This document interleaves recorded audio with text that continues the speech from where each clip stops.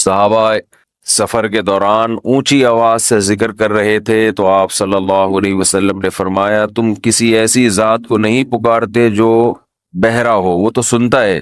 لیکن ہم دیکھتے ہیں کہ بقرعید کے دنوں میں، ایام تشریق میں، نمازوں کے بعد بلند آواز سے تکبیر کہلوائی جاتی ہے، اللہ اکبر اللہ اکبر لا الہ الا اللہ اللہ اکبر اللہ اکبر وللہ الحمد۔ یہ روٹین سے ہٹ کے اس سے کیا ہوتا ہے، جیسے ہی تکبیر کی صدائیں گونجتی ہیں ایک دم ہمیں احساس ہوتا ہے یہ کیا ہوئی، یہ کیا ہو رہا ہے، فوراً توجہ اللہ کی طرف جاتی ہے کہ بھئی اب اللہ نے اس طرح سے ذکر کرنے کا ہمیں حکم دیا ہے، اب اللہ کا حکم یہ ہے۔ اور یہ تکبیرات ہم فجر کو پڑھتے ہیں اور ایام تشریق میں، یعنی 13 ذی الحجہ کی عصر میں جا کے ختم کرتے ہیں، حالانکہ قربانی کے ایام 3 ہیں، تو مسلسل بلند آواز سے ذکر کرتے ہیں۔ پھر اللہ تعالیٰ نے عبادت کا طریقہ بھی بقرعید کی ایام میں بدل دیا کہ اللہ کو یاد کرنے کا طریقہ یہ ہے کہ جانوروں کے گلے پہ چھری پھیرو، یہ بھی روٹین سے ہٹ کرے۔ عجیب ہی نوعیت کی عبادت ہے، لوگ جاتے ہیں جانور خریدتے ہیں، اسے لے کے آتے ہیں، غیر مسلم پوچھتے ہیں ابھی تمہیں کیا ہو گیا، ابھی تو اچھے بھلے تھے، تم کیوں بکروں کے گایوں کے پیچھے ہاتھ دھو کے پڑ گئے ہو، پورے سال تو ہم نے کبھی نہیں تمہیں ایسا کرتے ہوئے دیکھا۔ یہ ایک دم سے کیا سیزن آتا ہے اور ہر آدمی گائے لا رہا ہے، بکرے لا رہا ہے، جانور لا رہا ہے، گلیوں میں گھما رہا ہے اور اسے کاٹ کے کھا بھی رہا ہے اور کھلا بھی رہا ہے۔ غیر مسلم پوچھے گا بھائی یہ کیا ہو گیا، ہم کیا کہیں گے، بھائی یہ کس کا حکم ہے، اللہ کا۔ تو یہ اللہ کو یاد کرنے کے اللہ نے بہانے رکھے ہیں۔ حج میں کیا ہوتا ہے، بالکل ایک الگ نوعیت کی روٹین سے ہٹ کے آپ لاکھوں روپے خرچ کر کے بیت اللہ کی زیارت کے لیے جاتے ہیں، بیت اللہ کا طواف کرتے ہیں، کنکریاں مارتے ہیں، دنیا پوچھتی ہے ابھی کیا ہو گیا، بھائی اتنے روپے خرچ کر کے اس کام کے لیے آئے تھے، یہاں پتھر مارو گے اور اس گھر کا طواف کرو گے، اس پہ اتنا پیسہ خرچ کیا، اس سے کیا مل رہا ہے تمہیں؟ تو ہم جواب میں کیا کہتے ہیں، بھائی کس کا حکم ہے، اللہ کا۔ رمضان میں ایسے ہی ہوتا ہے، پورے سال ہماری ایک روٹین چلتی ہے، صبح اٹھیں گے، ناشتہ کریں گے، آفس جائیں گے، دوپہر کا کھانا کھائیں گے، پھر کچھ لوگ تھوڑی دیر آرام کرتے ہیں، کچھ نہیں کرتے، پھر چائے کا ٹائم ہے، پھر پان کا ٹائم ہے، پھر گٹکے کا، نسوار کا، سارا دن منہ چلتا ہی رہتا ہے۔ اس کے بعد جناب گھر آئیں گے، پھر رات کا کھانے میں کیا کھانا ہے، کھانا کھانا کھانا کھانا صبح سے لے کے شام تک۔ نارمل روٹین میں 6-7 گھنٹے کوئی انسان کھائے پیے بغیر رہ لے، کچھ بھی نہ کھائے، ایسا کہیں بھی نہیں ہوتا، پوری دنیا میں نہیں ہوتا۔ کچھ نہ کچھ تو انسان چکھ ہی لیتا ہے۔ بھئی 6 گھنٹے سے کچھ نہیں کھایا، چلو تھوڑی سی چینی اٹھا کے منہ میں رکھ لو، چلو 2 گھونٹ پانی کے ہی پی لو، ایسا ہی ہوتا ہے نا۔ چلو بھائی 2 نوالے، چلو دودھ کے دیگچی سے ڈھکن ہٹا کے 1 چمچ ملائی چاٹ لو۔ تو ہر آدمی کے الگ طریقے ہیں، کچھ بھی نہیں یار آدھا کپ چائے پی لو، صبح سے چائے نہیں پی لو، کہہ رہے ہوتے ہیں نا۔ لیکن رمضان میں کیسی اللہ تعالیٰ روٹین چینج کراتے ہیں، ایک دم عالم اسلام میں ایک تہلکہ مچتا ہے۔ سحری تقریباً صبح 5 بجے بند ہو رہی ہے، تقریباً، اوپر نیچے، ایسا نہ ہو آپ ساری دنیا میں 5 بجے تک کھاتے رہیں بیٹھ کے، مثال دے رہا ہوں۔ تو 5 بجے کے بعد 6 7 8 9 10 11، دوپہر 11 بجے 6 گھنٹے ہو گئے، آپ نے نہ کچھ کھایا اور نہ پیا۔ چلو 6 گھنٹے، 12 1 بج گیا اور 8 گھنٹے ہو گئے۔ نارمل دنوں میں ایسا نہیں ہوتا کہ 8 گھنٹے تک ایک نوالا بھی آپ نہ چکھیں۔ کوئی غیر مسلم آپ کے ساتھ ہو تو وہ کہے گا شاید اب یہ کھا لے گا کچھ، 8 گھنٹے، 1 بجے تک کتنا ٹائم ہوتا ہے، 8 گھنٹے ہو گئے، شاید اب یہ کچھ 2 نوالے کھا لے، پھر وہ آپ کو دیکھ رہا ہے بھائی ابھی بھی نہیں کھا رہی ہے۔ ویسے تو جائیدادیں کھا جاتا تھا، ہے بھائی، جو چیز کھانے کی نہیں بھی ہوتی تھی وہ بھی کھاتا تھا، اور اب پتہ نہیں کیا ہو گیا اس کو۔ 1 بجے کے بعد پھر 2 بجے، 3 4، شام 5 بج گئے اور 12 گھنٹے ہو گئے۔ وہ حیران ہوگا یار ابھی بھی نہیں کھایا اس۔ پھر 6 بجے، پھر 7 جب بجے ہیں تو 14 گھنٹے ہو گئے۔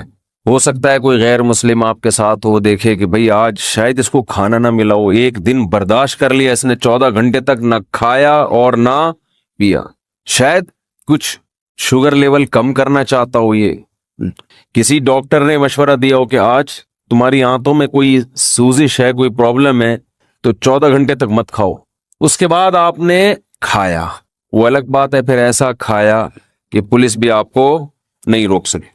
پھر کیا ہوا ہے کہ آپ سارا دن آپ نے روزہ رکھا، اس کے بعد غیر مسلم دیکھے گا کہ شاید اب ان کے مذہب میں نماز کی آج چھٹی ہوگی، کیونکہ انہوں نے نماز سے بڑھ کر محنت والا کام کر لیا ہے، لیکن وہ دیکھتا ہے کہ اب یہ عشاء کے بعد اور مزید لمبی لمبی رکعتیں پڑھنا شروع کرتے ہیں، جو پورے سال میں یہ عمل نہیں ہوتا۔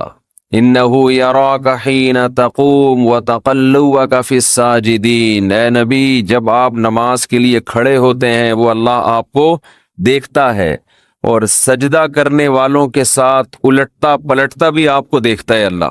تراویح میں کیسے رکوع میں جا رہے ہیں، پھر قومہ میں جا رہے ہیں، پھر سجدے میں گر رہے ہیں، پھر سجدے سے بیٹھ رہے ہیں، پھر دوبارہ سجدے میں جا رہے ہیں، پھر کھڑے ہو رہے ہیں، پھر دوبارہ رکوع، پھر قومہ، پھر سجدہ، پھر سجدے سے۔ کوئی کھڑے ہو کر دیکھ رہا ہو جس نے کبھی یہ عبادت نہ دیکھی ہو تو وہ حیران ہوگا نا کہ یہ مسلمان پاگل ہو گئے ہیں، دماغ خراب ہو گیا ہے، ان کو ڈاکٹر نے ایکسرسائز کا کہا ہے، ایک ہی کام کیے چلے جا رہے ہیں، کیے چلے جا رہے ہیں، رکنے کا نام لے ہی نہیں رہے۔ جس نے کبھی عبادت نہ دیکھی ہو تو حیران ہوگا نا یہ کر کیا رہے ہیں۔ ایسا تو کسی چرچ میں نہیں ہوتا، ایسا تو کسی مندر میں نہیں ہوتا، ایسا تو کسی یہودیوں کی عبادت گاہ میں نہیں ہوتا۔ کتنی لمبی لمبی رکعتیں ہوتی ہیں تراویح کی۔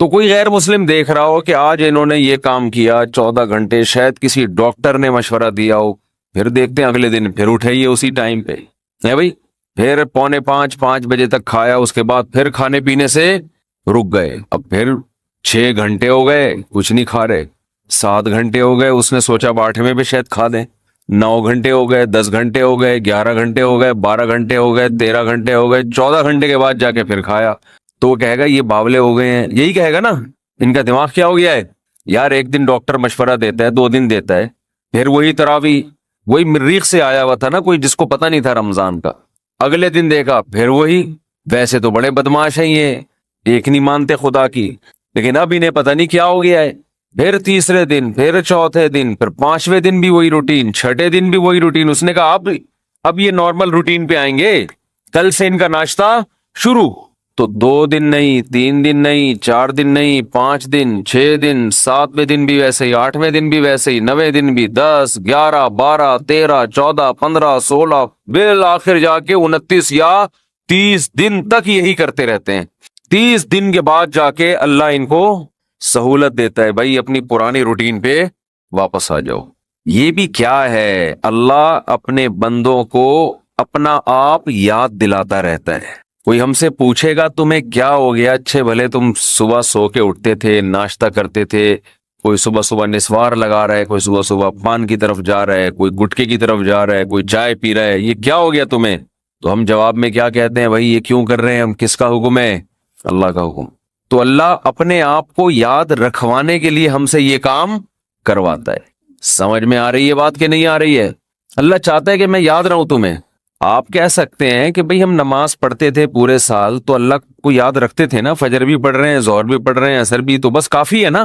کافی اس لیے نہیں ہے کہ یہ چیز نمازی کے لیے ایک روٹین کی چیز بن جاتی، یہ عادت پڑ جاتی ہے، وہ بھول جاتا ہے، وہ سمجھتا ہے کہ جیسے بچے اسکول جاتے ہیں نا، تو بچوں کو تھوڑی پتا ہوتا ہے میں نے اسکول اس لیے جا رہا ہوں کہ میں سائنسدان بنوں گا، میں ڈاکٹر بنوں گا، میں انجینئر بنوں گا، میں پائلٹ بنوں گا۔ بچے اس کے لیے جا رہے ہوتے ہیں، ایک روٹین، ایک عادت پڑ چکی ہے۔ وہ کہتے ہیں زندگی میں ہم پیدا ہی اس لیے ہوئے ہیں کہ رات کو ہم نے جلدی سونا ہے، صبح اٹھنا ہے، ہماری امی نے ہمیں ناشتہ کرا کے دھکا دے کے وین میں بٹھا دینا ہے، پھر وین جائے گی، پھر وہاں ہم اتریں گے، ٹیچر ہمیں پڑھائیں گے، پھر چھٹی ہوگی، پھر وہاں سے گھر آئیں گے، بس۔ تو روٹین کی چیز بن جاتی ہے۔ تو اللہ تعالیٰ اپنے بندوں کو اپنا آپ یعنی اللہ یاد دلانے کے لیے عبادت کی روٹین میں چینجنگ لاتے رہتے ہیں۔ اور دیکھیں کیا کرتے ہیں اللہ تعالیٰ، نماز قضا کرنا اسلام میں سب سے بڑا جرم، اس سے بڑا جرم اسلام میں نہیں ہے۔ حج میں اللہ نے کہہ دیا کہ جب میدان عرفات میں وقوف عرفہ کرو تو مغرب پڑھنے کی اجازت نہیں، قضا کرو مغرب۔ کوئی غیر مسلم کسی نمازی کے ساتھ رہا ہو اور اس نے دیکھا ہو کہ یار یہ کبھی نہیں دیکھا اس کو میں نے زندگی میں نماز چھوڑتے ہوئے، جو نمازی لوگ ہیں اگر کوئی ان کو 1 کروڑ کی آفر کرے کہ تو مجھ سے 1 کروڑ لے لے آج مغرب کی نماز چھوڑ دے، وہ چھوڑے گا؟ کبھی بھی نہیں چھوڑے گا۔ نمازی ہوگا تو نہیں چھوڑے گا، وہ کہے گا 1 کروڑ یا 1 ارب میرے لیے کیا یہ برابر۔ لیکن وہ دیکھ رہا ہے غیر مسلم کہ یار یہ حج کرنے گیا ہے وہاں اللہ کو راضی کرنے، لاکھوں روپے خرچ کر کے، اور عرفات میں مغرب اس نے پی گیا، یہ مغرب پی گیا، یہ ہے بھائی پڑھ ہی نہیں رہا۔ اس سے پوچھو کیوں نہیں پڑھ رہا؟ بھائی مزدلفہ میں جا کے عشاء کی نماز جب ہوگی تو اس کے ساتھ پڑھوں گا۔ بھائی تو کروڑوں روپے کی تجھے آفر کی تھی اور تو پھر بھی نہیں، تو نے چھوڑے تھا تو اب کیوں چھوڑ دیا؟ اب تو یہاں آیا ہی خدا کی عبادت کے لیے، اب تو تجھے اور خشوع خضوع سے پڑھنی چاہیے۔ جواب میں آپ کیا کہیں گے؟ بھائی اللہ کا حکم ہے۔ تو یہاں بھی اللہ اپنے آپ کو یاد کروانے کے لیے ہم سے مغرب کی نماز قضا کروا رہا ہے، تاکہ احساس رہے ہم پڑھتے جب تھے نا تو روٹین کی وجہ سے نہیں، اللہ کی وجہ سے پڑھتے تھے۔ لہذا جب وہ کہے گا نہیں پڑھو، چھوڑیں گے ہم پھر۔ سمجھتے ہو کہ نہیں سمجھتے؟ نہیں سمجھتے نا، مسئلہ سارا یہی ہے۔ اگر سمجھتے ہوتے تو پہلے سے سمجھ کے بیٹھے ہوئے ہوتے۔ ہم یہ سمجھتے ہیں کہ یہ کلچر کا حصہ ہے، یہ رمضان اور بقرعید اور نہانا دھونا جمعے کے دن، یہ کلچر کا حصہ ہے۔ یہ کلچر نہیں ہے بھائی، یہ اللہ چاہتا ہے کہ میرے بندے مجھے یاد رکھیں۔ سب کی بیس اور روح یہ ہے کہ اللہ کو بندوں سے اتنا تعلق ہے کہ اللہ چاہتے ہیں میرے بندے دنیا میں جانے کے بعد مجھے بھولے نہیں، مجھے یاد رکھیں میرے بندے۔ تو ہر وہ چیز جو آپ کو اللہ یاد کرواتی رہے گی، اللہ کی نظر میں اس چیز کی ویلیو سب سے زیادہ ہے۔ کون سی چیز ہے جو آپ کو سب سے زیادہ اللہ یاد دلاتی ہے؟ وہ عبادت ہے، دعا۔ سمجھتے ہیں کہ نہیں سمجھتے؟ آج دعاؤں میں زیادہ زور نہیں ہے، یہ بڑا مسئلہ ہے۔ تو بھائی کچھ نہ کچھ وقت نکال کے ہاتھ اٹھا کے اللہ کے سامنے گڑ گڑایا کریں۔ آج ہم لوگوں نے دعائیں مانگنا چھوڑ دی ہیں۔ جب انسان اللہ کے سامنے دعا مانگتا ہے وہ اللہ سے باتیں کرتا ہے، اگر توجہ سے دعا مانگے۔ دعا ایسی چیز ہے کہ یہ اللہ اور بندے کا جتنا مضبوط کنیکشن بناتی ہے، اتنا کنیکشن دنیا کی کوئی اور عبادت نہیں بناتی۔ ہمیں شیطان ورغلاتا ہے کہ اس سے مل کیا رہا ہے تمہیں، نظر تو کچھ بھی نہیں آتا، ملتا تو کچھ بھی نہیں ہے۔ یہ شیطان کا بہت بڑا دھوکہ ہے، وہ بندے اور اللہ کے تعلق کو مضبوط نہیں ہونے دیتا۔ حضرت عمر رضی اللہ تعالی عنہ فرمایا کرتے تھے کہ مجھے اس کی زیادہ فکر نہیں ہوتی کہ میری دعائیں قبول ہو رہی ہیں کہ نہیں ہو رہی، مجھے زیادہ فکر اس کی ہوتی ہے کہ دعائیں مانگنے کی توفیق مل رہی ہے کہ نہیں مل رہی۔ دعائیں مانگنے کی توفیق مل رہی ہے تو اس کا مطلب قبول ہو رہی ہیں۔ تو فوکس تو اس کو کرو کہ دعا مانگ رہے ہیں کہ نہیں مانگ رہے۔ یہ کیسے ہو سکتا ہے کہ اس احکم الحاکمین کے سامنے ہاتھ اٹھاتے ہو اور وہ خالی ہاتھ واپس کرتا ہو؟ تو آج دعاؤں میں جان ختم ہو گئی، دعائیں مانگنا چھوڑ دی۔ یہ جو میں نے قرآن کی آیت پڑھی ہے، رمضان اور دعا کا آپس میں بہت گہرا تعلق ہے، بہت گہرا۔ جب انسان اللہ کے لیے کوئی عبادت کرتا ہے، کوئی قربانی دیتا ہے، اللہ کا نام قرآن میں ہے شکور، قدردان۔ شکور کسے کہتے ہیں؟ قدردان۔ آپ تھوڑا کرو وہ اس کی قدر بہت زیادہ کرے۔ کچھ لوگ ناقدرے ہوتے ہیں نا، آپ کچھ بھی کر لیں ان کے لیے کہتے ہیں نا ناقدرہ ہے، میری بات کو ویلیو ہی نہیں دیتا، میرے احسان کو ویلیو ہی نہیں دیتا۔ اس لیے علماء کہتے ہیں کہ افطار کے وقت دعا کرنی چاہیے۔ کیوں؟ آپ نے سارا دن اللہ کے لیے ایک قربانی دی ہے، یہ بڑی بات ہے۔ آپ کی نظر میں شاید اس کی ویلیو نہ ہو، اللہ کی نظر میں اس کی بڑی ویلیو ہے کہ میرا بندہ نے مجھے دیکھا نہیں ہے اور اس نے سارا دن میرے لیے کھانا پینا چھوڑ دیا۔ کیا کر رہے ہیں؟ ہاں یہ مکھی تنگ کر رہی ہے، لیکن اتنا ایسے نہ پکڑیں کہ مکھی سے زیادہ آپ تنگ کرنا شروع کر دیں۔ ٹھیک، بس بھاگ گئی، اور نام ہی کافی ہے۔ تو کیا بات چل رہی تھی یار؟ دعا کی تو چل رہی تھی، یہ یہاں ہاں افطار کی بات کر رہا تھا میں۔ تو ہم اس کو شاید ہلکا سمجھتے ہوں، لیکن اللہ کی نظر میں یہ ہلکا عمل نہیں ہے۔ اللہ کہتے ہیں مجھ پر ایمان رکھتے ہیں، مجھے مانتے ہیں، اگر اللہ کو نہ مانتے ہوتے تو کوئی کسی کے کہنے پر کھانا پینا، آج کل تو لوگ ڈاکٹروں کے کہنے پہ نہیں چھوڑ رہے. ڈاکٹر کہتا ہے کہ آپ کو نقصان دے گا کھانا پینا، آپ ڈائٹنگ کرو مت کھاؤ، پھر بھی کھا رہے ہیں لوگ کہ مر جائیں لیکن کھانا نہ چھوڑیں. تو یہ کتنی بڑی اللہ کی رحمت ہے. اللہ تعالیٰ پورے رمضان میں ہم سے کھانا پینا چھڑوا دیتے ہیں، توفیق دے دیتے ہیں. تو میرے اور آپ کے دل میں شاید قدر نہ ہو، لیکن اللہ تو قدردان ہے، وہ اس عمل کی بہت زیادہ قدر کرتا ہے. اس لیے کہتے ہیں کہ افطار کے وقت دعائیں قبول ہوتی ہیں، تضرع کا وقت ہے، عاجزی کا وقت ہے، تو دعائیں خوب کثرت سے کیا کریں. دعاؤں میں عاجزی، گڑ گڑانا، لجاجت کرنا. نبی صلی اللہ علیہ وسلم نے فرمایا دعا رو کے مانگو، اور رونا نہ آئے تو رونے جیسی صورت بنا لو، رونے جیسی. ارے نبی نے ہمیں، کیونکہ اللہ کے سفیر ہیں نا، اللہ کا پیغام لے کر آئے، تو ہر چیز میں ہمیں گائیڈ کر دیا ہے. غیر مسلم کے پاس نہ مانگنے کا طریقہ ہے، کس سے مانگنا ہے یہ بھی نہیں پتا، کیا مانگنا ہے یہ بھی نہیں پتا. کبھی ادھر جا کے مانگ رہا ہے، کبھی ادھر جا کے مانگ رہا ہے، یہ بھی نہیں پتا مانگنا کس سے، کیسے مانگنا ہے. کوئی یوں مانگ رہا ہے، کوئی کسی اور اسٹائل سے مانگ رہا ہے، یہ بھی نہیں پتا. کون سے ٹائم پہ مانگنا ہے جس میں قبولیت کا امکان زیادہ ہے، یہ بھی نہیں پتا. تو اللہ کے حبیب صلی اللہ علیہ وسلم نے ہمیں یہ بھی بتایا مانگنا کیا ہے، یہ بھی بتایا کس ٹائم پہ مانگنے کی فضیلت زیادہ ہے، اور یہ بھی بتایا مانگنا کیسے ہے، دل کی کیفیت کیا ہونی چاہیے، ظاہر کی کیفیت کیا ہونی چاہیے. تو سب سے زیادہ دیکھو، اللہ سے محبت ایک دفعہ دل میں تھوڑی سی چنگاری پیدا ہو گئی نا، تھوڑا سا تعلق اللہ سے کنیکشن بحال ہو گیا، اس کا دنیا میں سب سے پہلا فائدہ ملتا ہے سکون. اس کا جو دنیا میں سب سے فوراً کیش فائدہ ملتا ہے نا، کیش، وہ کیا ملتا ہے؟ سکون. آدمی اپنے آپ کو محفوظ سمجھنا شروع کر دیتا ہے کہ یار میں نے اپنے آپ کو کس کے حوالے کر دیا؟ اللہ کے.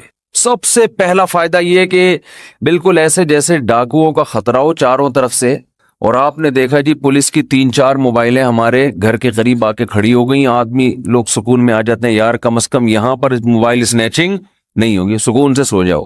تو جب انسان اللہ سے مانگتا ہے اور اپنے آپ کو اللہ کے حوالے کرتا ہے، اور اللہ تعالیٰ نے مانگنے میں کوئی شرطیں نہیں لگائیں، یہ بڑی زبردست بات ہے. کوئی شرطیں نہ کہ یہ والے قوائف پورے کرو گے تو پھر مجھ سے مانگو، ورنہ تمہیں مانگنے کی اجازت نہیں ہے.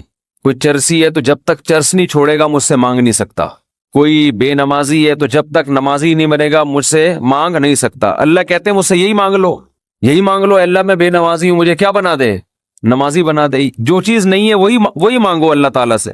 وقال ربکم ادعونی استجب لکم. قرآن کہتا ہے، تمہارا رب کہتا ہے مجھ سے مانگو، میں تمہاری پکار کو قبول کروں گا.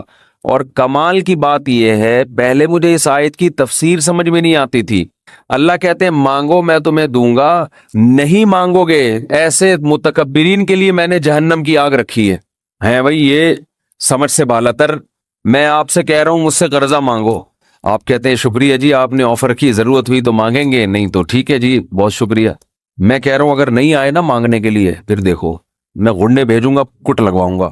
آپ کہو گے یہ کون سا طریقہ ہے بھائی، یہ مجھ پر احسان کر رہے ہو یا گن پوائنٹ، یہ زبردستی کروا رہے ہو کام؟ سمجھ میں آ رہی ہے بات کہ نہیں آ رہی ہے؟ آپ کہو گے یہ کون سا احسان کا طریقہ ہے. میں آپ سے کہہ رہا ہوں کہ آپ میری دعوت پہ آئیے گا، مجھے بڑی خوشی ہوگی. آپ کہیں گے تھینک یو، بہت شکریہ آپ کا، آپ نے یاد کیا میں. پھر میں کہتا ہوں اگر نہیں آئے نا گھڑنے بھیج کے میں کٹواؤں گا. آپ کہو گے یہ زیادہ ہو گئی ہے، یہ کیا ہو گئی ہے، یہ دعوت نہیں ہے، یہ تو ایک طرح کا جرمانہ ہے میرے اوپر لگا دیا تم نے. میں آپ سے کہتا ہوں بھائی میں علاقے کا ناظم ہوں، میں علاقے میں یہ تھانے کا میں ڈی ایس پی ہوں، کوئی مسئلہ ہو میرے پاس آنا. آپ کہیں گے سر آپ کا بہت شکریہ، آپ کا ٹرانسفر ہوتے ہی آپ نے سب سے پہلے مجھے یاد کیا، کوئی بھی ضرورت ہوگی آپ کو بتاؤں گا. آگے سے تڑی لگا دی. اگر تمہیں کوئی ضرورت پڑی اور نہیں بتایا نا ہے بھائی، سب سے پہلے لاکر میں تمہیں ڈالوں گا. تو آپ کہیں گے سر یہ آپ مجھے عزت دے رہے ہیں، یہ میری توہین کر رہے ہیں. تعجب کی بات ہوگی کہ نہیں ہوگی؟ تو اللہ تعالیٰ تو یہی انداز اختیار کر رہے ہیں کہ مجھ سے مانگو میں تمہیں دوں گا. ان الذین یستکبرون عن عبادتی سیدخلون جہنم داخرین. نہیں مانگا تو ایسے لوگ ذلیل ہو کر جہنم میں داخل ہوں گے. یہ کچھ بات سمجھ میں آ رہی ہے بھائی؟ یہ تو عجیب سی بات ہے نا کہ مانگو، نہیں مانگا تو میں نہیں چھوڑوں گا تمہیں. اصل بات یہ ہے کہ علاقے میں ایس ایچ او آیا، کوئی محلے کا دادا آیا، وہ آپ سے کہتا ہے کوئی پرابلم ہو بتانا، آپ کہتے ہیں بڑی نوازش آپ کی، پھر بھی آپ اس کو پرابلم نہیں بتاتے، وہ غصہ نہیں آتا، اس کو غصہ نہیں آتا، اس لیے کہ وہ مخلوق ہے، وہ عاجز ہے، اسے پتا ہے کہ بعض دفعہ بندے کو کام پڑتا ہی نہیں ہے، بعض دفعہ پڑتا ہے تو اس کے کوئی دوسرے تعلقات ہوتے ہیں، بعض دفعہ کام پڑتا ہے لیکن وہ چاہتا ہی نہیں ہے کہ کام ہو، ایسا ہی رہے معاملہ۔ لیکن اللہ کے ہاں یہ تینوں آپشن آپ کے پاس نہیں ہے۔ آپ یہ کہیں کہ اللہ تو نے مجھ سے کہا تھا کہ میں تجھ سے مانگوں، لیکن میری کوئی ایسی ضرورت ہی نہیں جو میں مانگوں تجھ سے، یہ کہہ سکتے ہو کیا ہے بھائی؟ اس کا مطلب تم اللہ سے مستغنی ہو گئے، اللہ کے دیے بغیر بھی تمہیں دائیں بائیں سے تمہارے کھانچے کھلے ہوئے ہیں، جو اگر کھلے ہوئے ہیں تو وہ کھانچے کس کے اختیار میں ہیں؟ وہ تو اللہ کے ہاتھ میں ہیں۔ آپ یہ بھی کہہ سکتے ہو کہ مجھے اس لیے مانگنے کی ضرورت نہیں کہ میرے تو سارے مسائل حل ہو رہے ہیں، میں صبح میری جاب لگی ہوئی ہے، میری تنخواہ ہے، ایک ملٹی نیشنل کمپنی میں اچھی سیٹ پر بیٹھا ہوا ہوں میں، میری سیلری گھر آ جاتی ہے، مہنگائی بھی نہیں ہے، پیٹرول بھی نئی حکومت نے سستا کر دیا ہے، وغیرہ وغیرہ، تو اب تو کوئی مسئلہ ہی نہیں ہے۔ تو اللہ کہے گا اگر کوئی مسئلہ نہیں ہے بالفرض، اول تو پاکستان میں ہو اور مسئلہ نہ ہو، یہ ہو نہیں سکتا ہے، یہ تو پھر اس کا مطلب ہے آپ سو رہے ہیں، آپ کی کوئی اٹھائے گا اور آنکھ کھل جائے گی آپ کی۔ تو آپ کے ساتھ اگر کوئی مسئلہ نہیں ہے، آپ ان اسباب کو دیکھ رہے ہو، اس کا مطلب آپ سمجھتے ہو کہ ہوتا اسباب سے ہے، اللہ سے نہیں ہوتا۔ بھئی اللہ تو جب چاہے ان اسباب کو فیل کر دے۔ آپ اپنے آپ کو خدا سے مستغنی سمجھ رہے ہو، آپ سمجھ رہے ہو مجھے خدا کی ضرورت نہیں ہے، اس پر اللہ عذاب دے گا کہ تو اپنے آپ کو یہ سمجھ کیسے بیٹھا کہ تجھے ضرورت نہیں ہے میری۔ یہ ایسے محلے کا کوئی دادا آیا اور سارے کام اس کے ہاتھ میں، اس نے آپ سے بولا کوئی تنگ کرے تو مجھے بتانا، اور اسے پتا ہے کوئی نہ کوئی تنگ کر رہا ہے اس کو، آپ پھر بھی نہیں بتا رہے اس کو۔ وہ بلائے گا، بولے گا بھائی آپ کیوں نہیں بتا رہے؟ آپ کہتے ہیں بھائی کوئی مجھے تنگ کر رہا ہے تو میں برداشت کر رہا ہوں، اس لیے نہیں بتا رہا، اس پہ غصہ نہیں آئے گا اس کو۔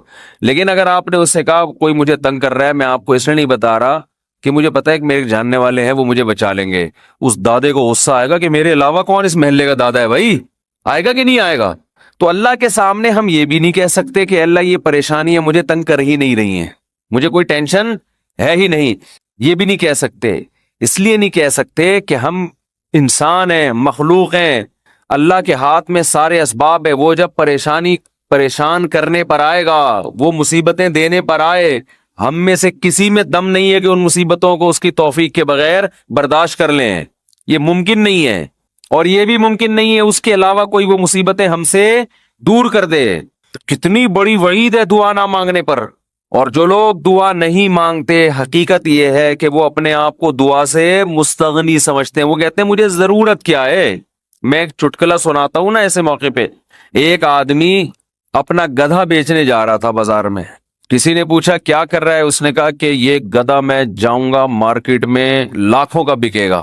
کسی نے کہا کہ انشاءاللہ کہہ دے کہ اگر اللہ نے چاہا۔ اس نے کہا انشاءاللہ، یعنی اللہ نے چاہا کہنے کی کیا ضرورت ہے؟ گدھا میرے ہاتھ میں، نسل اس کی اچھی ہے، مارکیٹ میں گدھے کی مانگ بھی ہے، گدھے مارکیٹ سے کیا ہو گئے ہیں؟ شارٹ۔ اگر وہ ہماری مارکیٹوں میں آتا، اسمبلیوں میں آتا، پتہ چلتا ہے یہاں مارکیٹ سے شارٹ نہیں ہے، ہول سیل کے حساب سے ہمارے یہاں۔ تو اب اسے لوگ کہہ رہے ہیں کہ بھائی بول دے اگر اللہ نے چاہا۔ وہ کہہ رہے ہیں اللہ نے چاہا کہ سب کچھ صحیح ہے، سب کچھ صحیح ہے، مارکیٹ میں گدھوں کی ویلیو بھی ہے اور انتظار میں بھی ہیں لوگ، تو منہ مانگی قیمت پہ بکے گا۔ اچانک کوئی مارکیٹ میں جب پہنچا، ڈاکو آیا، گدھا چھین کے لے گیا، یا اس گدھے کو بیماری ہوئی مر گیا، اب یہ خالی ہاتھ آ رہا ہے۔ اسی بندے سے رابطہ ہوا، اس نے پوچھا ہاں بھائی کیا ہوا؟ کہہ رہے انشاءاللہ میں گدھا لے کے جا رہا تھا، انشاءاللہ کوئی ڈاکو آیا، انشاءاللہ اس نے چاقو نکالا، اور انشاءاللہ وہ گدھا مجھ سے چھین کے لے گیا۔ اب بات بات پہ کیا لگا رہا ہے؟ انشاءاللہ۔ اس نے کہا کمبخت جب لگانا تھا تو اس وقت تو لگایا نہیں انشاءاللہ، اور اب لگا رہا ہے۔ تو ہم پر جب مصیبت پڑتی ہے پھر ہم کہتے ہیں یار اللہ کہاں ہے؟ تو بھئی یہ تو مصیبت سے پہلے اللہ کو پکارو۔ جو اللہ کو نہیں پکارتا، یہ اس کی علامت ہے کہ اس کی نظر اسباب پر ہے، اللہ پر نہیں ہے۔ وہ سمجھتا ہے یہ جیسے کافر اسباب کو دیکھتا ہے نا، وہ تو کہتا ہے خدا کیا کر رہا ہے؟ گاڑی کے ایکسیلیٹر پہ پاؤں رکھو تو گاڑی چلتی ہے، بریک پہ پاؤں رکھو تو رکتی ہے، تو اللہ کہاں ہے؟ تو اللہ کو اگر نہیں کوئی پکارتا تو اللہ اس کا مطلب پھر یہ سمجھتے ہیں کہ یہ سمجھتا ہے کہ اس کو میری ضرورت نہیں ہے، تو یہ بہت بڑا جرم ہے۔ بات بات پہ اللہ سے دعا مانگا کرو. پیغمبروں کی کتنی دعائیں اللہ نے قرآن میں نقل کی ہیں، بات بات پہ دعائیں مانگتے تھے، بات بات پہ. دعائیں یاد کریں، دعائیں. ایک کتاب آتی ہے مناجات مقبولہ، یہ نام نوٹ کر لیں. کیا نام ہے اس کا؟ مناجات مقبولہ. ہر کتاب، ہر لائبریری سے مل جائے گی یہ، جو جتنے بھی کتب خانے ہوتے ہیں نا. مولانا اشرف علی تھانوی رحمہ اللہ تعالی نے قرآن اور حدیث کی دعاؤں کو جمع کر کے ایک چھوٹی سی کتاب میں لکھ لیا ہے، ایک چھوٹی سی کتابچے میں جمع کر لیا ہے. قرآن کی دعائیں اور حدیث میں جو دعائیں، بہت جاندار دعائیں ہیں وہ. اچھا، دعا ایسی چیز ہے کہ جب جن الفاظ سے انسان مانگ رہا ہوتا ہے نا، وہ الفاظ بھی اس کے دل پہ اثر کر رہے ہوتے ہیں. تو انہوں نے بڑا شاندار کام یہ کیا کہ اب چونکہ دعائیں تو بہت زیادہ ہیں، ساری دعائیں قرآن اور حدیث کی آپ پڑھیں گے تو ایک ہی اتنی لمبی ہو جائے گی پھر. تو انہوں نے اس کو 7 حصوں میں ڈیوائیڈ کر دیا ہے. سمجھتے ہیں؟ ہفتے کے دن، اتوار کے دن، یہ یعنی 7 منزلیں بنا دی ہیں اس کی. اس کا ترجمہ بھی ملتا ہے، یعنی وہ دعائیں عربی میں اور نیچے اس کا ترجمہ. آپ بے شک عربی نہ پڑھیں، ترجمہ پڑھ لیں. وہ روزانہ کا معمول بنائیں. اس سے کیا ہوگا؟ آپ کو قرآن و سنت کی دعائیں یاد ہونا شروع ہو جائیں گی.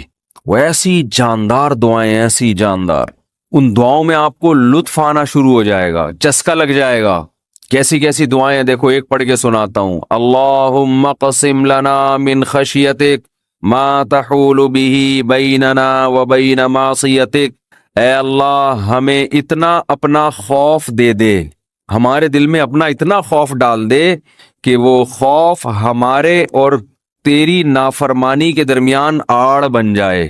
سمجھ میں آ رہی ہے بات؟ زیادہ خوف نہیں چاہیے. زیادہ خوف پیدا ہو گیا تو زندگی کا مزہ کرکرا ہو جائے گا. جب آپ کے دل میں کسی چیز کا خوف مسلط ہو جاتا ہے تو لذتوں سے محروم ہو جاتے ہو آپ. دیکھو بچوں کے دلوں میں امتحان کا خوف ہوتا ہے نا، نہ کھا رہے ہیں نہ پی رہے ہیں. کراچی میں تو ایسا کوئی سیٹ اپ نہیں ہے، کوئی خوف ووف نہیں ہوتا. پنجاب میں دیکھا ہے ہم نے، بچوں کے پیپر ہونے والے، ایگزام ہونے والا، ایک دماغ پہ مسلط کر لیتے ہیں. زیادہ مسلط کریں گے تو پھر پڑھائی بھی نہیں ہوتی، ان سے ہاتھ پاؤں کانپنے لگتے ہیں. کراچی میں اللہ کا فضل ہے، یہ ٹینشن. کراچی میں جتنی بھی حکومتیں رہی ہیں اب تک کی رپورٹ کے مطابق، انہوں نے یہ بڑا فائدہ پورے سندھ میں الحمدللہ. یہ سندھ گورنمنٹ جب جتنی بھی رہی ہے اب تک، چاہے کسی کی بھی ہو، تو یہ الحمدللہ انہوں نے فیسلٹی دی ہے کہ کراچی کی عوام کو پڑھائی لکھائی سے الحمدللہ بالکل فارغ کر دیا. لڑکوں میں پڑھنے کا رواج ہے ہی نہیں. کچھ دن پہلے میں آ رہا تھا سفر پہ، تو کراچی کا ایک لڑکا وہاں پڑھنے گیا ہوا تھا، اسلام آباد، ایبٹ آباد میں شاید کیڈٹ کالج، کیڈٹ کالج میں پڑھ رہا تھا. تو میں نے کہا کراچی میں، نارتھ کراچی میں کہیں رہتا تھا یا ناظم آباد میں، وہاں گیا ہوا. اس نے کہا بھائی ہمارے ابا اماں نے اچھا فیصلہ کیا، مجھے وہاں ایڈمیشن کرا دیا، میں پڑھ لیتا ہوں، چھٹیوں میں گھر آ جاتا ہوں. تو وہ بتا رہا تھا کہ یہ کراچی میں، وہ مجھے کہہ رہا تھا کہ ہم حیران ہوتے ہیں کراچی میں جہاں تو وہاں کوئی ہے ہی نہیں، پڑھائی لکھائی کی بات ہی نہیں ہے. کہہ رہے یہاں ہو تو ہر آدمی، میں نے دیکھا ہے پنجاب میں ہر بچہ پڑھائی کی بات کر رہا ہے، سب پڑھائی میں آگے نکلنے کی کوشش کر رہے ہیں، کچھ بزنس میں آگے جانے کی کوشش کر رہے ہیں. یہاں ہو تو پڑھے ہوئے ہیں. کراچی میں الحمدللہ پڑھے ہوئے لڑکے پوری پوری رات کرکٹ کھیل رہے ہیں، اور ہم نے بھی بیان کر کے اپریشیٹ کر دیا. وہ کہہ رہے ہیں اب ٹھپا لگے، اب تو اور کھیلو. ہم نے تو اس لیے خوشی کا اظہار کیا تھا کہ چلو روزہ تو رکھ رہے ہیں نا، یہ مطلب تھوڑی تھا کہ کچھ بھی نہیں کرو. تو یہاں الحمدللہ یہ سہولت ہے کہ یہاں آپ پڑھنے کے علاوہ دنیا کا ہر کام کر سکتے ہیں کراچی میں، اور پڑھے بغیر آپ کو ڈگریاں مل جاتی ہیں. وہ الگ بات ہے، اپنا بھی بیڑا غرق اور قوم کا بھی بیڑا غرق ہوتا ہے. نہ خود کچھ آتا ہے، نہ ترقی تھوڑی کر سکتا ہے آدمی فالتو ڈگریاں لے کے، وہ پکڑا جاتا ہے کہیں نہ کہیں. ایک ہمارے مشہور ڈاکٹر تھے جو بڑے اچھے ڈاکٹر تھے، کیا ہیں ڈاکٹر، جب ان کی جعلی ڈگریاں پکڑی گئیں، لوگوں نے کہا یار ڈگری کو چھوڑو، بندہ میں قابلیت ہے.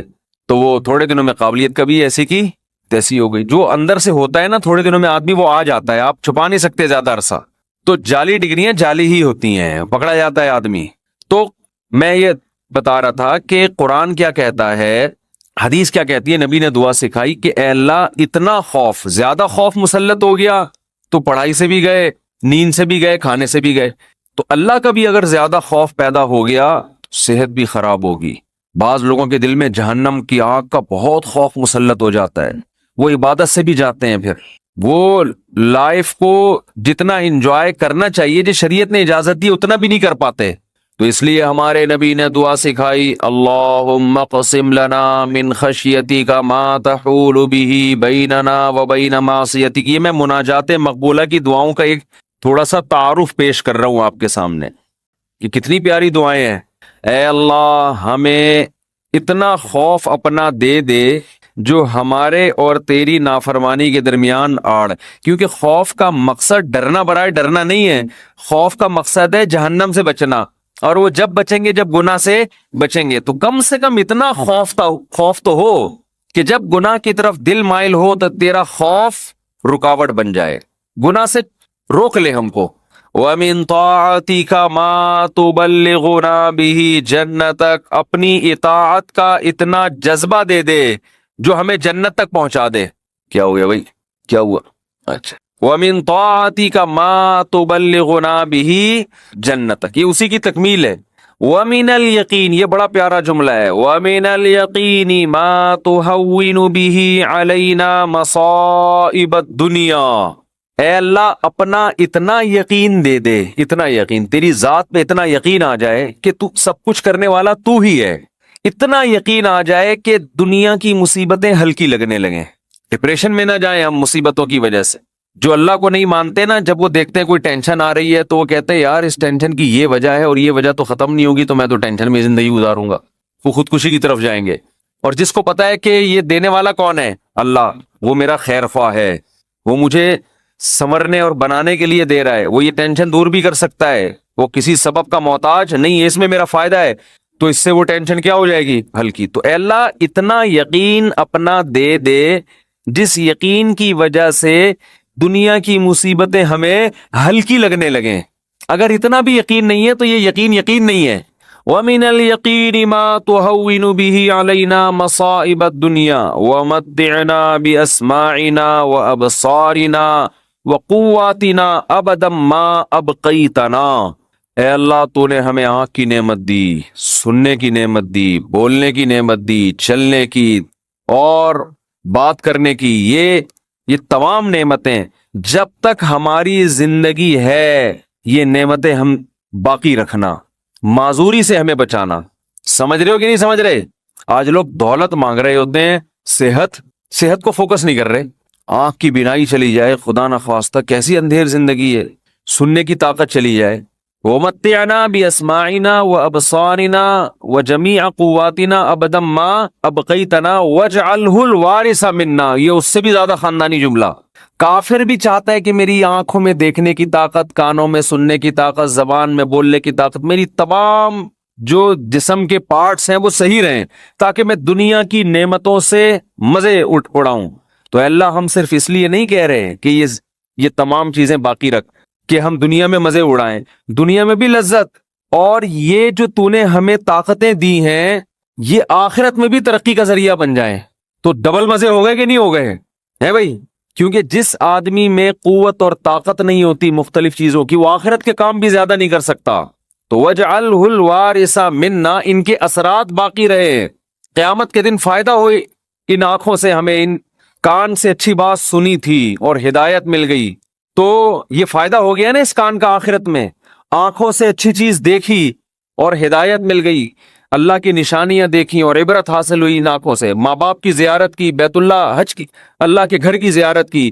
تو یہ آنکھوں کی لذت بھی ہے اور اس لذت سے دنیا کا فائدہ بھی اور آخرت کا فائدہ بھی. وَاجْعَلْهُ الْوَارِثَ مِنَّا وَاجْعَلْ ثَأْرَنَا عَلَى مَنْ ظَلَمَنَا وَانْصُرْنَا عَلَى مَنْ وَانْصُرْنَا عَلَى مَنْ وَاجْعَلْ ثَأْرَنَا عَلَى مَنْ ظَلَمَنَا وَانْصُرْنَا عَلَى مَنْ عَادَانَا. جو ہم سے دشمنی کرے اے اللہ تو اس کے خلاف ہماری مدد کر. دنیا میں بہت سارے دشمن ہیں، کچھ کو آپ جانتے ہیں، بہت سو کو نہیں جانتے. وَلَا تَجْعَلْ مُصِيبَتَنَا فِي دِينِنَا، اے اللہ اگر کوئی مصیبت مقدر میں ہے ہی تو وہ دنیا کی طرف پھیر دینا، دین ہمارا اس سے محفوظ رکھنا. دنیا کی مصیبت ختم ہو جاتی ہے، دین پہ کو نقصان اگر ہو گیا اس کے اثرات ہمیشہ ہمیشہ رہیں گے. وَلَا تَجْعَلْ مُصِيبَتَنَا فِي دِينِنَا وَلَا تَجْعَلِ الدُّنْيَا أَكْبَرَ هَمِّنَا. یہ جب مانگا کرے نا خوب شوق سے، اس کا مفہوم سوچ کے، اے اللہ دنیا ہمارا بڑا غم نہ بنا دینا کہ ہماری بڑی چاہت ہی کیا ہو. آج آپ دیکھیں، آپ کسی سے پوچھیں تجھے دنیا میں سب سے بڑی ٹینشن کیا ہے، وہ کیا بزنس. تیرا سب سے بڑا مسئلہ کیا ہے، صحت. تیرا سب سے بڑا مسئلہ کیا ہے، بیوی ٹھیک ہو جائے. تیرا سب سے بڑا مسئلہ کیا ہے جو تو چاہتا ہے، یار میرا سب سے بڑا مسئلہ ہے میری شادی ہو جائے. تیرا سب سے بڑا مسئلہ کیا ہے؟ یار ابا ٹھیک ہو جائیں. تیرا سب سے بڑا مسئلہ کیا ہے؟ یار میرے بال نہیں ہے سر پہ, میں سارا دن اسی کوشش میں لگا رہتا ہوں سر پہ بال نکل آئیں. بھائی تیرا سب سے بڑا مسئلہ کیا ہے؟ بھائی مجھے اللہ نہ کرے کینسر ہے, میرا سب سے بڑا مسئلہ اس وقت یہ بن چکا ہے میرا کینسر کسی طرح سے ٹھیک ہو جائے. بھائی تیرا سب سے بڑا مسئلہ کیا ہے؟ یہ لوگوں کی آپ سروے کریں تو یہی ہوگا نا. سمجھ میں آ رہی ہے بات؟ اکبر ہمینا کا مطلب سب سے بڑا مسئلہ, سب سے بڑی ٹینشن. بھائی تیرا سب سے بڑا مسئلہ کہ یار میرے بچے میرے قابو میں نہیں ہے, میری سب سے بڑی خواہش ہے میرے بچے انسان کے بچے بن جائیں. بھائی تیرا سب سے بڑا مسئلہ کیا ہے؟ بھائی اس کا سب سے بڑا مسئلہ اس کو خدا نخواستہ فالج ہوا ہوا ہے, اس کی ابھی سب سے بڑی کوشش یہی کہ فالج ٹھیک ہو جائے اس کا. نبی دعا سکھا رہے ہیں یہ کبھی بھی ہمیشہ اللہ سے پناہ مانگو, اے اللہ یہ چیزیں میرے مسئلے تو رہیں, سب سے بڑے مسئلے نہ رہیں, سب سے بڑا مسئلہ ایک ہی ہو آخرت. بھائی یہ مسئلہ ختم ہو گیا, کوئی دوسرا مسئلہ آ جائے گا آپ کے ساتھ, کیا خیال ہے؟ ادھر میری طرف دیکھیں نا, ادھر کیوں دیکھ رہے ہیں؟ ابھی آپ کا سب سے بڑا مسئلہ ہے میرا بیان سنیں, آپ بیٹھ گئے. اچھا مجھے کچھ اس وجہ سے دیکھ رہے تھے آپ مجھے. اچھا ٹھیک ہے ٹھیک ہے, میں دے دیں اس میں دیتا ہوں دعا میں. 4 لاکھ روپے میں جمع ہوا ہے, ابھی یہ جمع کرنا ہے 25 کے لیے تھوڑی سی. اچھا میں جمعے کی نماز کے بعد دیتا ہوں. تو سب سے بڑا مسئلہ جو میرا اور آپ کا ہو تو حدیث میں آتا ہے کہ اللہ سے دعا مانگو, لا تجعل الدنیا اکبر ہمنا, اے اللہ یہ دنیا کے جو بکھیڑے اور مسائل ہیں یہ ہمارا سب سے بڑا مسئلہ نہ ہو. سب سے بڑا مسئلہ ہمارا ایک ہو, بھائی کینسر ٹھیک ہو یا نہ ہو, آخرت صحیح ہو جائے. ہم نے ایسے علماء کو دیکھا ہے موت کے وقت شفا کی زیادہ فکر نہیں ہے ان کو کہ میں ٹھیک ہو جاؤں, فکر یہ ہے کہ بھلے مر جاؤں لیکن مغفرت ہو جائے آخرت میں. ہمارے ایک استاذ تھے 45-50 سال بمشکل ان کی عمر ہوگی, بیمار ہو گئے بہت سخت. تو میں جب بھی ان سے ملنے کے لیے جاتا ان کی عیادت کے لیے, عام طور پہ جب آپ بیمار کی عیادت کے لیے ملے تو بس وہ ایک ہی چیز کر رہا ہوگا, یار میں ٹھیک ہو جاؤں, بس میں ٹھیک ہو جاؤں, بس میں ٹھیک ہو جاؤں, اب فلاں ڈاکٹر, وہ اس کے علاوہ اس کی کوئی چاہت نہیں ہوتی. ہم جب ان سے ملنے کے لیے گئے تو بڑی شدید تکلیف میں, نلکیاں لگی ہوئی ہیں, ڈرپ چڑھ رہی ہے, بہت کمزور ہو گئے. ہم نے کہا کیسی طبیعت ہے؟ کہہ رہے طبیعت ٹھیک نہیں ہے, دعا کرو اللہ مجھے شفا دے دے. پھر تھوڑی دیر میں کہنے لگے بس دعا کرو اللہ مجھ سے آخرت میں حساب نہ لے. ہر تھوڑی دیر کے بعد, بھئی اگر میری زندگی ختم ہو رہی ہے تو بس دعا کرو اللہ مجھ سے آخرت میں حساب نہ لے. دنیا دار آدمی کہتا ہے بس ختم ہو رہی ہے تو نہیں, ختم نہیں ہو, بس یہ دعا کرو, یہ میں مرنا نہیں چاہتا بھائی میں کسی بھی قیمت پہ. وہ اللہ سے مانگ بھی رہے کہ شفا, ہم اللہ کے بندے ہیں, ہم نے اللہ کے سامنے یہ تھوڑی کہنا ہے کہ اللہ تیری مرضی ٹھیک کرتا ہے تو کر دے, نہیں تو نہیں, یہ نہیں, ہم نے تو دعا تو یہی مانگنی ہے اللہ ہم کمزور ہیں ٹھیک کر دے. بڑا مسئلہ اس سے بھی بڑا ہے, وہ کیا ہے؟ آخرت. کمپیئر ہے, کمپیریٹیو ڈگری ہے. اگر کوئی مسئلہ آپ کا سب سے بڑا ہے تو آخرت اس سے بھی بڑا مسئلہ ہونا چاہیے. اگر آپ کا مسئلہ آپ کی بیگم ہے تو آخرت اس سے بھی بڑا مسئلہ ہونا چاہیے. اکبر ہمینا, سب سے بڑا مسئلہ میرا اور آپ کا کیا ہونا چاہیے؟ اللہ. اب یہ ہم کبھی بیان میں سن لیتے ہیں لیکن جب آپ پراپر یہ دعائیں مانگتے رہیں گے, اے اللہ میرا سب سے بڑا مسئلہ دنیا نہ ہو, تو دل پہ اثر ہوگا کہ نہیں ہوگا اس کا؟